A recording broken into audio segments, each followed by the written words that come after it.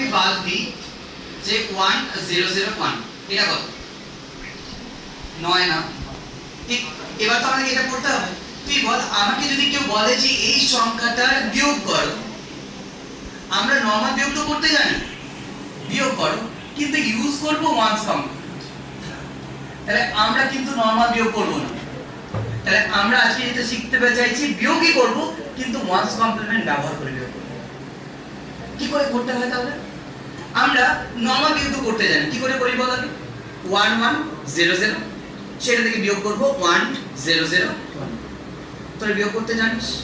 আর সেই জন্যই আমি কমপ্লিমেন্ট পড়াতে হঠাৎ করে শিফট করে গেছিলাম যাতে আমাকে বিয়োগটা শেখাতে হবে এখানে বল 0 থেকে 1 বাদ দিলে কত হয় -1 -1 মানে এখানে 1 বসলো আর মাইনাসের জন্য 1 এখানে তাহলে আবার যদি 0 হয় তাহলে 0 থেকে 1 গেলে আবার -1 তাহলে এখানে হাজির হলো 0 আর 1 1 বাদ দিলে 0 তাহলে আমি যদি এটাকে ডেসিমেল ফর্মে নিয়ে যাই তাহলে বুঝতে পারবো আমাদের বিয়োগটা ঠিক আছে কি হবে বল আমরা দাদা 1 2 4 8 মেথড ইউজ করতে পারি তাহলে 8 আর 4 এ 12 এখানে